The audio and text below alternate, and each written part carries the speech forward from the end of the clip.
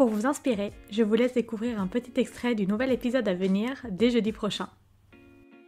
Pour résumer, selon toi, en quoi faire de la competitive intelligence et de l'enablement sont des leviers forts pour légitimiser le rôle de PMM? Pour résumer, je dirais que ça te permet de gagner en visibilité au sein de l'organisation et d'évangéliser aussi le rôle de product marketing, surtout si tu es le premier. Pour moi, c'est aussi un énorme levier d'influence auprès des équipes.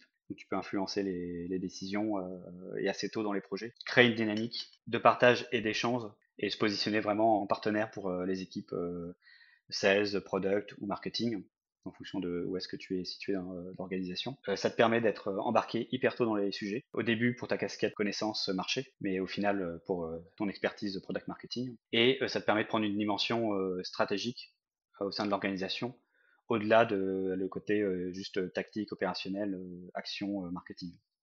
Et est-ce que, selon toi, il y a une erreur à éviter ou un travers sur lequel il faut éviter de tomber?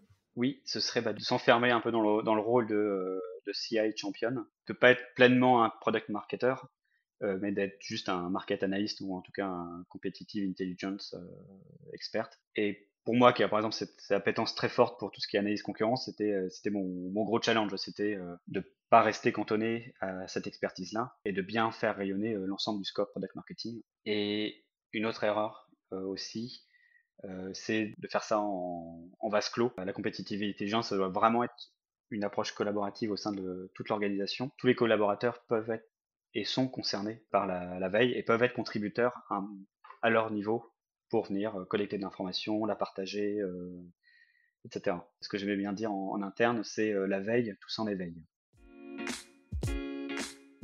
Merci d'avoir écouté cet épisode jusqu'au bout.